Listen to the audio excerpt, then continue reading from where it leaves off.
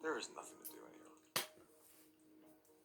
I mean, I make a pretty mean fucking steak. Do all this stuff. Exercise. Watch movies. Sleep late. Wake up early. Wake up. Do whatever.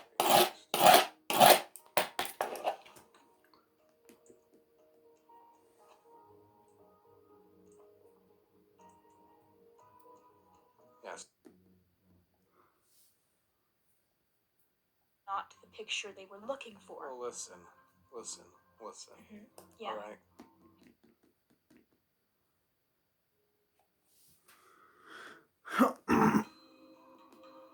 Not that I blame you.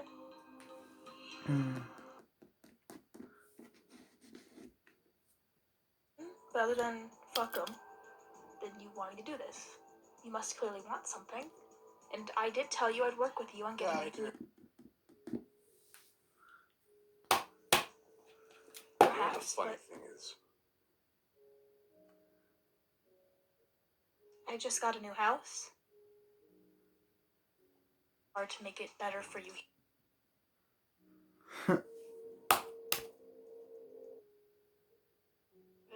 I appreciate what you're trying to do, but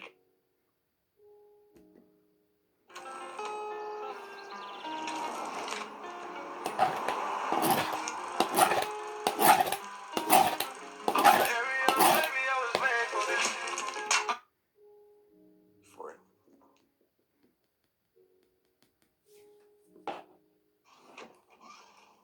Why'd you swap them? To a point where they...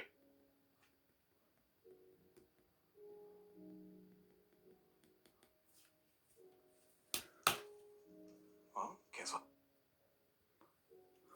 Nothing to breathe about. She's stuck in there with 5162. We can't do anything since somebody gave him the gun. Are you blaming me? I blame you. Maybe that's all. He's right, you know. What? He holds all the chips in his hand. What if I didn't give him the gun? Would have showed that, flashed that photo to everybody's face. He doesn't hold shit to the O5. To any other person in this facility that knows, unless they know, can't. The O5 doesn't give a shit about any scientist. They'll sack him off. Since when was I talking about the O5? I'm talking about us, you idiot. Do you want to die? I don't want to die. No, but the O5, no one with any power over any of his demands will give a single fuck. And that's what I'm worried about. Nuke this whole facility for all I care. Us still just reset. They won't nuke it. Which one? Join the guest now. They can't kill him. Then we'll just do this whole same song and dance over and over again. Till he finally gets what he wants.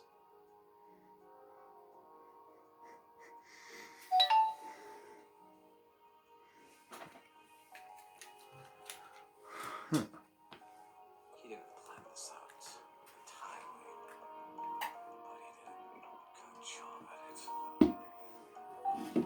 But he did. Vents. We have vents. Yes. Knock him out. Needs to be slow.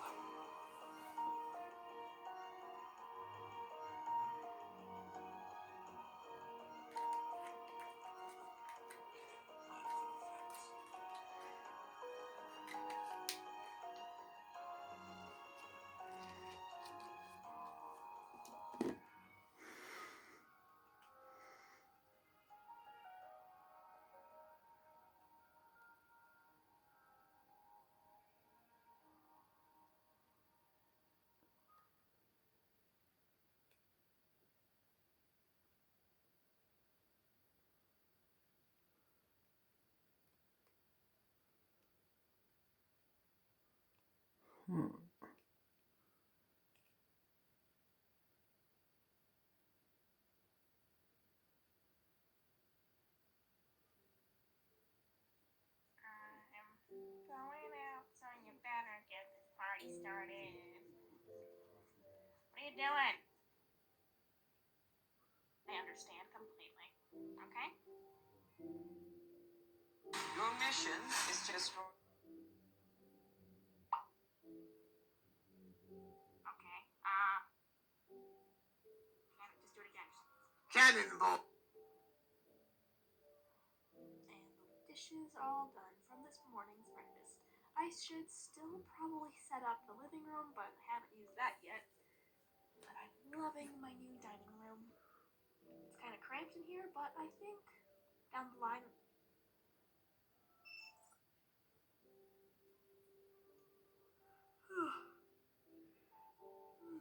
Okay.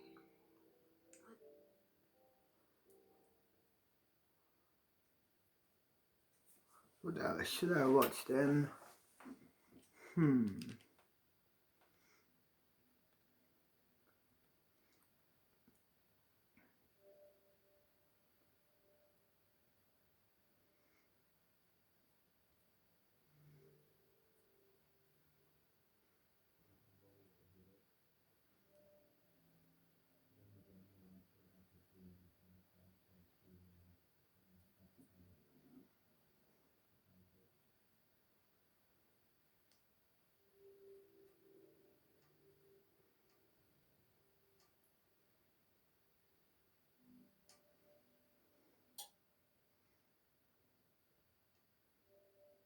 Who doesn't love dogs? They're friendly, energetic, and can be beneficial to their owner's happiness and mental health. On top of all those positive qualities, most dogs are fiercely loyal to their masters. You'll often hear stories of dogs defending their owners or even staying by their side through their very last days, and even sticking next to them beyond death. As sad as that thought might be to many dog owners, it provides us the perfect context for today's topic. It's about time you met SCP-1111, sometimes also known by the nickname the White Dog. This moniker actually refers to one of the two halves of SCP-1111, namely the former, SCP-1111-1, while its counterpart is simply known only as SCP-1111-2. As you may have already deduced, SCP-1111-1 is, or at least appears to be, a fairly common domesticated dog. Sporting white fur that gives it its nickname, the White Dog is a cross between two different popular breeds, the German Shepherd and the Labrador Retriever. However, upon closer inspection, this particular pup is a far cry from one you might see fetching sticks or chasing squirrels at the park. For one, this dog never eats or drinks. Under normal circumstances, that would be worrying behavior in any dog. But in SCP-1111-1's case, it comes second to the fact that this dog is partially see-through. Now that's definitely not normal. In actual fact, this pooch is pretty far from ordinary. It seems to be at least semi-translucent, not quite as much as we usually picture a ghost or hologram, but also not fully visible like a living being. In fact, how clearly visible the White Dog is can vary depending on how close it is to 1111-2. Any further than 500 meters away and the dog will gradually grow more and more transparent, but not fully invisible. But visibility isn't the only thing that shifts with 1111-1's distance from its other half. The size of the dog also changes. It remains standing at 150 centimeters when directly beneath 1111-2, and gradually gets smaller the further and further away from 1111-2 it gets. Finally, there's its eyes. SCP-1111-1 possesses a distinct pair of glowing red eyes, the brightness and intensity of which increase the closer it is to 1111-2. You here for the 10-day retreat, US 2.0? I certainly am. Apparently, I'm in need of some fixing. Fuck So off. let's recap. So far we have a strange white dog with glowing eyes that changes size and becomes more or less visible the further it gets from a secondary element. But if the white dog is SCP-1111-1, then what forms this second part of SCP-1111? Well, if you were to look close enough at the white dog, you'd notice the red collar that it wears around its neck. And hanging from that collar is a tag, on which is printed one single word, loyal. It's certainly a guess what? Head to bed. Wake up in the morning. Go out here. Another day in Area 51. As a prisoner.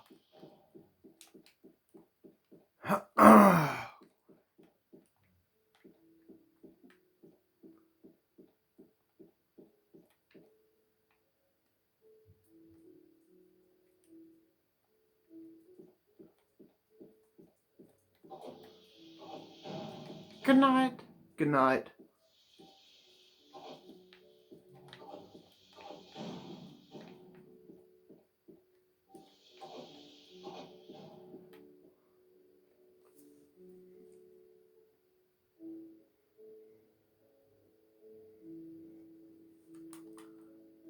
Seven AM. Another day at the facility.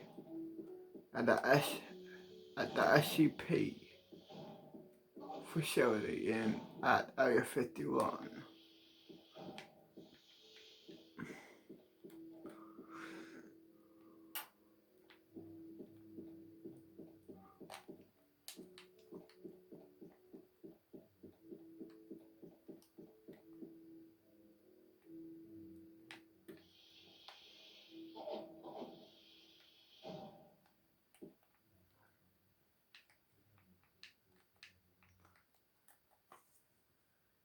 Word to describe 1111-1. Why? Because SCP-1111-2 is presumably the dog's master, or rather, its master's dead body. Dressed in an old, worn business suit and formal dress shoes, SCP-1111-2 appears to be a deceased male of indeterminate age. The precise identity of this man has proven next to impossible for Foundation researchers to determine. Have The a condition of joint. his suit and shoes have deteriorated so much that it has been difficult to even identify the original company that produced the clothing worn by the corpse. As for his cause of death, well, that unfortunately seems all too obvious, given that the 1111-2 body always appears the same way, hanging from a tree with a noose around his neck. Foundation staff observed the two parts that make up SCP-1111 have noted that 1111-2 will occasionally make quick, violent twitching movements. These random jerks and spasms of the corpse are consistent with those exhibited by a person who is dying from asphyxiation, and often researchers have heard the body making desperate gasps for air. The closer his white furry canine counterpart is, the more frequent and violent these motions and sounds will become. It's almost as if SCP-1111-2 has somehow been trapped on the very brink of death, reliving those final moments over and over again, all while guarded by his loyal white dog. If left alone and not interfered with, the white dog will lie down just beneath where its master's body is hanging. The dog never sleeps, nor does it require any food or water, and does not even seem to breathe.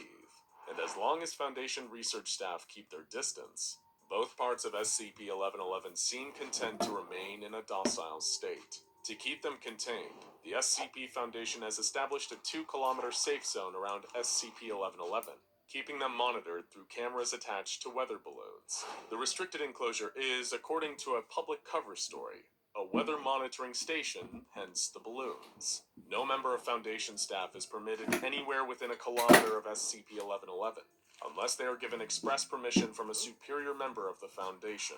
Should SCP-1111-1 ever stray away from the tree where its master hangs, though, then the area must be evacuated of all personnel until the dog returns to its normal position.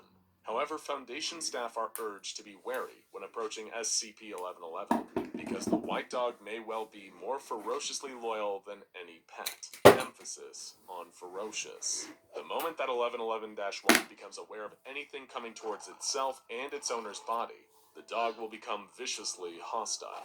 Regardless of the person or object coming towards it, the semi-corporeal canine will attempt to attack and destroy the intruder. In this state, the white dog exhibits even more dramatic physiological differences from a normal domesticated dog. Video footage recorded by the SCP Foundation shows that the dog is capable of reaching incredible speeds of up to 60 kilometers per hour, which is, of course, considerably faster than an average canine. The white dog can also reach a height of 6 meters when jumping up into the air, and has teeth and a bite strength powerful enough to tear through armor plating composed of 15mm thick titanium. 3, 2, Given 1, the go. entity's speed, aggression, and translucent qualities, any attempts by the SCP Foundation to neutralize the White Dog or even capture it for closer examination have ended the same grisly way for the staff members who tried. The creature's fierce loyalty defending its owner's body also make it incredibly difficult for Foundation staff to even get close enough to SCP-1111-2 to properly study the remains. As we said before, that loyal tag around the dog's neck is certainly an accurate description. On a date which has been redacted from its file, an incident occurred involving SCP-1111 and a team that consisted of a number of Foundation agents.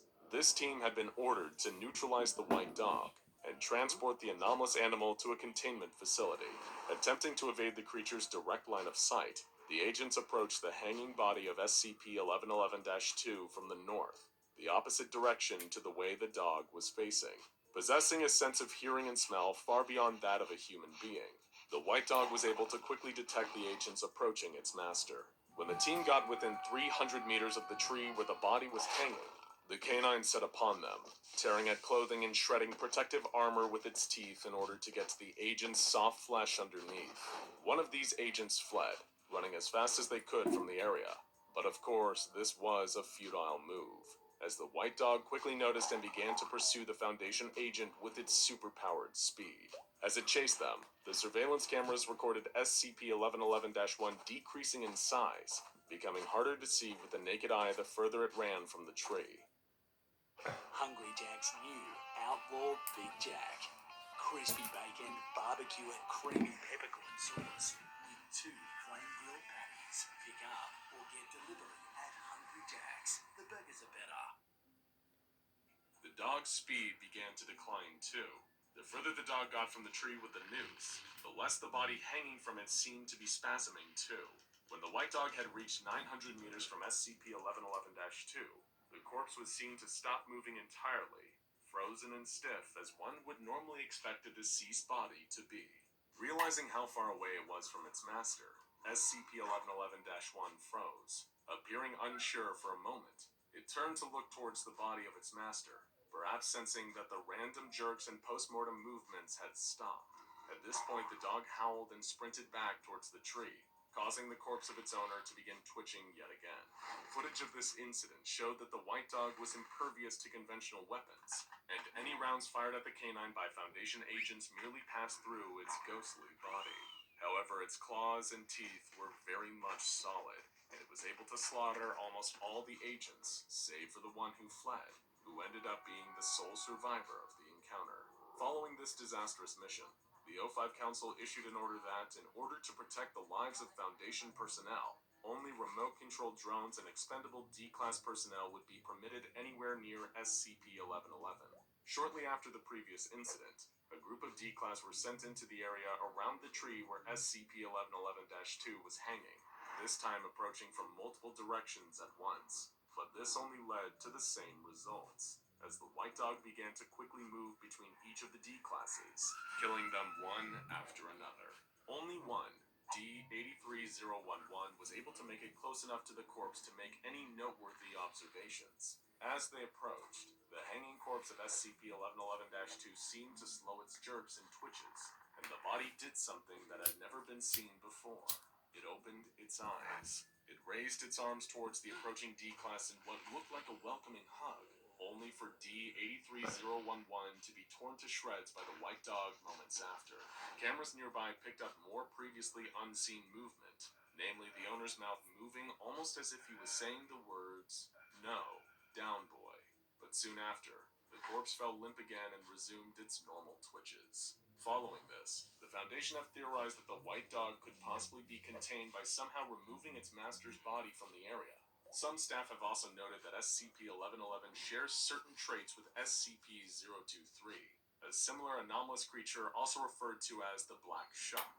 Much like the White Dog, the Shuck also possesses a ghostly canine form, and appears to be the same large dog-like creature that is referenced in ancient folklore from throughout the British Isles. According to legend, the Shuck appears to travelers at crossroads, serving as an omen of bad luck, impending disaster, and is even thought to be one of the Hounds of Hell itself. SCP-023, like SCP-1111, also has anomalous abilities that focus on geographic space. In the Black Shucks case, anyone it detects approaching it will die or lose a member of their family within a year. Researchers working for the Foundation believe that SCP-023 and SCP-1111-1 could be related, or even instances of the same phenomenon, a sort of dog yin and yang. But since they have still, as of yet, been unable to capture the white dog, it has been impossible to verify this. The SCP Foundation will no doubt keep trying, though. While testing may have been Why suspended don't for the they time just being, bring they always the know where to fucking find SCP-1111-1 shepherd and the leave its fucking, masters hanging you know, by, actually guarding it the for white all dog eternity. together Now go to check see out what fucking happens, SCP-1913 cunt. Deadly Monster Squad, The Furies, and SCP-2845 Alien God Crash Lands on Earth, The If Deep. I was the boss of the SCP Foundation, I would do it. But eventually, I'm a prisoner, basically. I'm a prisoner. An archaeologist enters the temple chamber. It's clear that whatever is inside, the people who kept it did not want it found. But there are no chests full of gold and jewels or ancient artifacts piled in the corners. In fact, the room is completely empty, except for one small statue on a pedestal. Upon closer investigation, it is made of green soapstone and appears to be carved into the shape of a seated skeletal figure. It seems harmless, and the archaeologist stares at it until he hears one of his colleagues talk